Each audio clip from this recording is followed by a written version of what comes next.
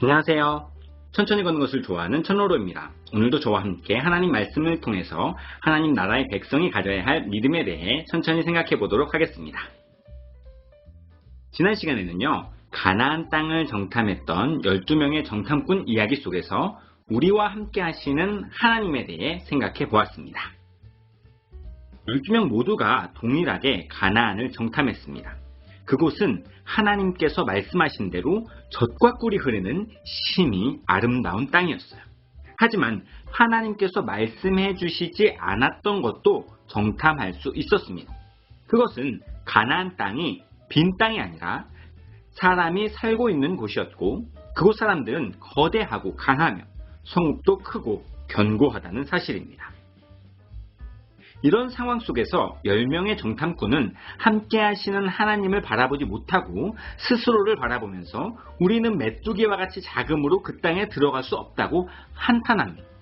함께 하시는 하나님을 바라보지 못했던 10명의 정탐꾼과 그 이야기를 따른 이스라엘 백성들은 원망과 불평이 터져나왔고요. 여기까지 인도하신 하나님도 부인하고 이제는 하나님의 뜻을 거역해서 애굽으로 돌아가겠다고 합니다. 그들은 결국 하나님께서 예비하신 젖과 꿀이 흐르는 가나안 땅에 들어갈 수가 없었습니다.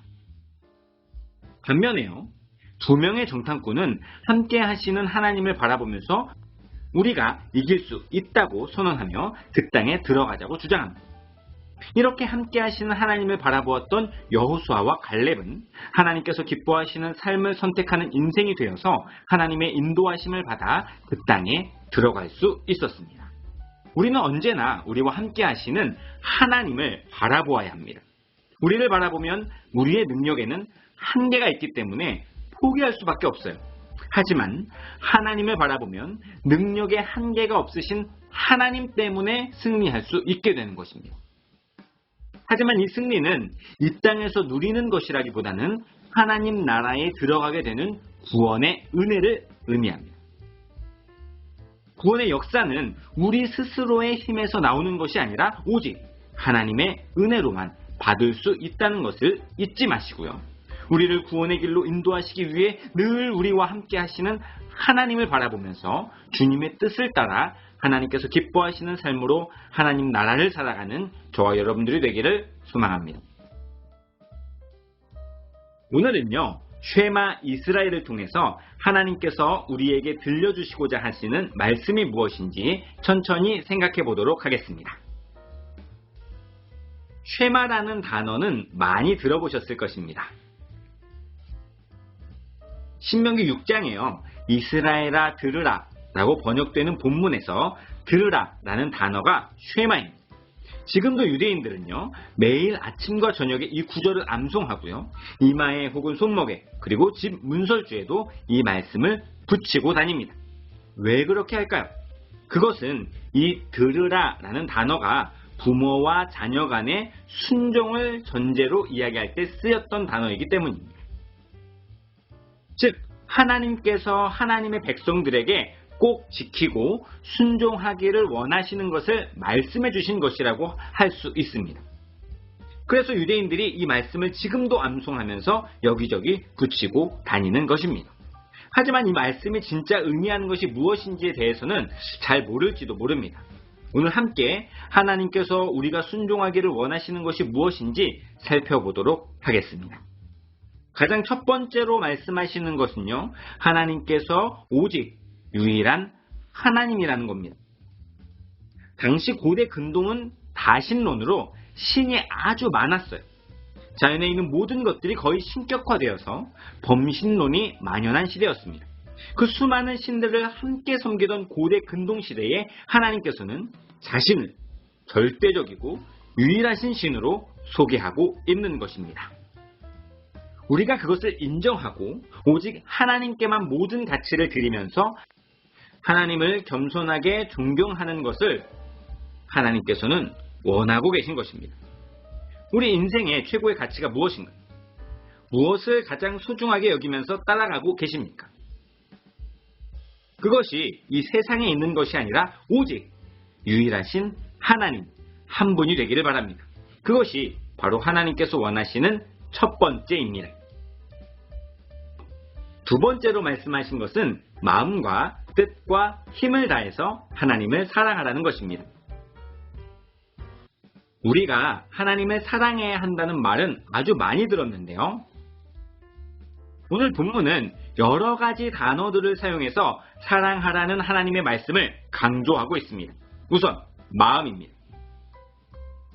성경에서 마음이라는 단어는 인간의 생각, 의지, 감정의 가장 중심을 이야기합니다. 즉, 중심을 다해 다른 생각하지 않고 오직 하나님만을 사랑하라는 것이죠. 뜻이라는 단어도 사용했습니다. 한글로는 뜻이라고 번역되어 있지만 원어 성경에서는 영혼을 의미합니다. 육체적인 부분의 사랑이 아닌 영적인 부분의 사랑을 의미하는 것으로 영이신 하나님께 우리도 영으로 사랑을 올려드려야 함을 강조하고 있습니다. 마지막으로 힘이라는 단어도 나옵니다. 힘이라는 단어는 다른 수식어를 붙이지 않고 그 단어만으로도 가장 최대의 가장 강한 그런 힘이라는 것을 의미합니다. 우리가 정말 온 힘을 다해서 우리가 할 수 있는 가장 크고 강한 힘을 다해서 하나님을 사랑해야 한다는 것입니다. 이 세 가지 단어에 모두 다라는 수식어가 사용됩니다. 마음을 다하고 뜻을 다하고 힘을 다하여 이 단어는 진심이라는 의미와 균형이라는 의미가 담겨져 있습니다. 모든 것이 거짓된 혹은 겉으로만 보이는 것이 아니라 진심이 담겨 있어야 한다는 것입니다. 그리고 그 모든 것들이 균형 있게 주님을 향해 있어야 한다는 것입니다. 이 말씀을 기억하면서 언제나 어디서나 반드시 최선을 다해서 오직 하나님만을 사랑하면서 살아가는 우리가 되기를 바랍니다. 마지막으로 하나님께서는 말씀을 새기고 강론하고 기록하라고 말씀하십니다. 하나님을 최고의 가치로 인정하고 그분을 온 마음과 뜻과 힘을 다해서 사랑하는 사람은요, 반드시 하나님의 말씀을 가까이 하게 되어 있습니다. 왜냐하면 하나님께서는 성경을 통해서 자신을 계시하셨기 때문입니다. 하나님께서는 말씀을 가까이 하고 있는 자신의 백성들에게 말씀을 어떻게 가까이 하면 되는지를 설명하고 계신 것입니다. 우선 마음에 새겨야 합니다. 새긴다는 단어는 각인되는 것으로 존재하게 되는 것을 의미합니다. 마음에 하나님의 말씀이 존재하게 해야 한다는 것이죠. 우리 마음에 하나님의 말씀이 존재하려면 어떻게 해야 할까요? 우리는 말씀을 강론해야 합니다. 소리내서 읽고 읽는 것을 서로 들으면서 또 그 말씀을 가지고 대화를 하는 것이 강론입니다. 우리의 대화에 항상 하나님의 말씀이 가득 차 있으면 우리 마음 가운데 하나님 말씀이 존재하게 되는 것입니다. 하나님의 말씀을 가까이 하기 위한 두 번째 방법은 말씀을 살아내는 것입니다.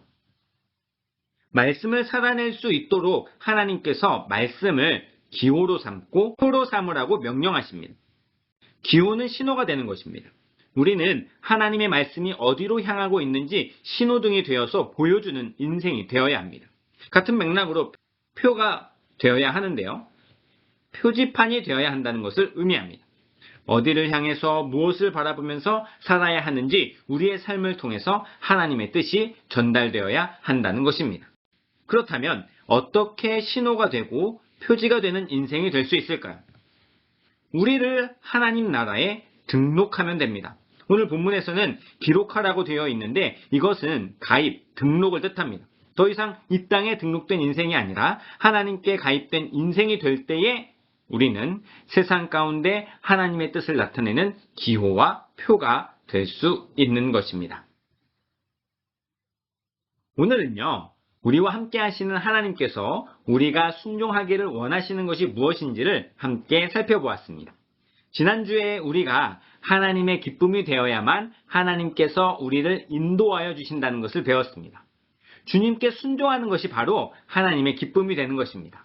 오직 하나님께만 최고의 가치를 드리는 것, 마음과 뜻과 힘을 다해서 하나님을 사랑하는 것, 우리의 삶에 말씀이 새겨지고 우리의 정체성이 하나님 나라에 등록되어서 그 말씀대로 살아가는 삶이 하나님의 기쁨이 되는 삶입니다.